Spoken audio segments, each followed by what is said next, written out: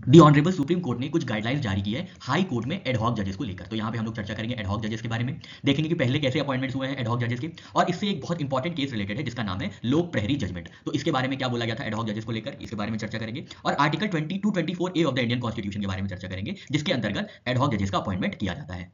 Supreme court ने allow किया है एडहॉक जजेस इन हाई कोर्ट्स, जिसको एक मेजर जुडिशियल रिफॉर्म की तरह देखा जा रहा है। 30 जनवरी 2024 के ऑर्डर में यह कहा गया था कि रिटायर्ड जजेस को हाई कोर्ट्स में एडहॉक बेसिस पे अपॉइंट किया जा सकता है। और ये जो रिटायर्ड जजेस होंगे जो कि एडहॉक बेसिस पे अपॉइंट किए जाएंगे, ये सिर्फ क्रिमिनल अपील्स को एंटरटेन करेंगे, क्रिमिनल अपील्स को एडजुडिकेट करेंगे और बैठेंगे अलॉन्ग साइड रेगुलर जज। अब ये क्यों बदलाव हुआ, तो इसके बारे में हम लोग लोक प्रहरी वर्सेस यूनियन ऑफ इंडिया के जजमेंट को स्टडी करेंगे। 2021 के जजमेंट में कहा गया था कि एडहॉक अपॉइंटमेंट्स तभी होंगे जब जुडिशियल वैकेंसीज जो है एक्सीड कर जाएंगी 20% ऑफ सैंक्शन स्ट्रेंथ। ठीक है, इसका क्या मतलब हुआ, अगर कहीं पे किसी भी हाई कोर्ट में 100 सैंक्शन स्ट्रेंथ है और 75% वर्किंग है, मतलब 25% वैकेंसी होगी, तभी एडहॉक जजमेंट्स एडहॉक अपॉइंटमेंट्स किए जाएंगे। लेकिन अगर 100 सैंक्शन स्ट्रेंथ है और वर्किंग जजेस जो है वो 85 है, मतलब 15% की वैकेंसी हुई, तब एडहॉक अपॉइंटमेंट्स नहीं होंगे, तब एडहॉक बेसिस पे कोई भी अपॉइंटमेंट नहीं होगा रिटायर्ड जजेस का, चाहे जितने भी क्रिमिनल केसेस पेंडिंग हो। तो अब ये जो रिस्ट्रिक्शन थी, ये जो 20% की वैकेंसी की रिस्ट्रिक्शन थी, इसको हटा दिया गया है। अब इसमें भी कुछ भी हो, अब आराम से एडहॉक जजेस का अपॉइंटमेंट हो सकता है। एडहॉक जजेस अपॉइंट कैसे किए जाते हैं, तो अंडर आर्टिकल 224 ए जो कि ऐड किया गया था 15 कॉन्स्टिट्यूशनल अमेंडमेंट के दौरान 1963 में, रिटायर्ड जजेस can be appointed to high courts. अब इसके लिए क्या रिक्वायरमेंट होगी, कंसेंट चाहिए होगी रिटायर्ड जज की और प्रेसिडेंट ऑफ इंडिया की।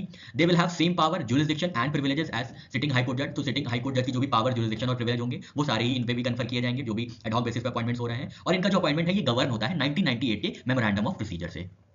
अभी हमने लोक प्रहरी के बारे में बात की थी, तो इसकी थोड़ी और हम लोग इलैबोरेशन देख लेते हैं। तो एडहॉक जजेस कब अपॉइंट किए जाएंगे, इसके लिए लोक प्रहरी जजमेंट में सुप्रीम कोर्ट ने कुछ गाइडलाइंस प्रोवाइड की थी। तो पहली गाइडलाइंस तो हम लोग ने देखी थी कि जब वैकेंसीज एक्सीड करेंगी 20% of high court sanction strength, तभी जाके एडहॉक बेसिस पे रिटायर्ड जजेस का अपॉइंटमेंट किया जाएगा। उसके अलावा एक दो तीन और गाइडलाइंस थी जिसमें 10% ऑफ केसेस जो भी पेंडिंग है, अगर वो 5 साल से ज्यादा है, तब एडहॉक बेसिस पे अपॉइंटमेंट किया जाएगा। और कोई स्पेसिफिक कैटेगरी का केस है जो कि जिसकी पेंडेंसी 5 साल से ज्यादा हो चुकी है, तब उस बेसिस पे एडहॉक बेसिस पे रिटायर्ड जजेस का अपॉइंटमेंट किया जाएगा। और केस क्लियरेंस रेट जो है वो स्लोअर है than rate of new cases being filed. तो ये कुछ गाइडलाइंस थी जो लोक प्रहरी जजमेंट में सुप्रीम कोर्ट ने दी थी फॉर अपॉइंटमेंट ऑफ एडहॉक जजेस।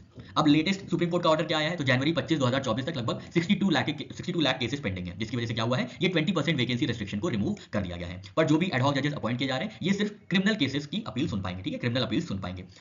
द नंबर ऑफ एडहॉक जजेस can not exceed 10% of high court sanction strength. अब एडहॉक जजेस का अपॉइंटमेंट इतना भी ज्यादा ना हो जाए कि वो एडहॉक जजेस के ही बेसिस पे वो हाई कोर्ट रन करें। तो 10% की सैंक्शन स्ट्रेंथ के ज्यादा एक्सीड नहीं करना चाहिए एडहॉक जजेस का अपॉइंटमेंट, टिपिकली 2 to 5 जजेस पर हाई कोर्ट। पास्ट इंस्टेंसेस में 1972 में जस्टिस सूरज भान का अपॉइंटमेंट हुआ था मध्य प्रदेश हाई कोर्ट में इलेक्शन पिटीशंस को हेयर करने के लिए। 1982 में जस्टिस पी वेणुगोपाल अपॉइंट किए गए थे एज एन एडहॉक जज। और फिर 2007 में जस्टिस ओपी श्रीवास्तव को एडहॉक जज के बेसिस पे अपॉइंट किया गया था इलाहाबाद हाई कोर्ट में to hear Ayodhya title suits. अब ये मैटर क्यों करता है, क्योंकि इससे क्या होगा, फास्टर डिस्पोजल होगा क्रिमिनल केस का एडहॉक जजेस के अपॉइंट होने से, बैकलॉग कम होगी और जस्टिस डिलीवरी सिस्टम स्ट्रेंथन होगी।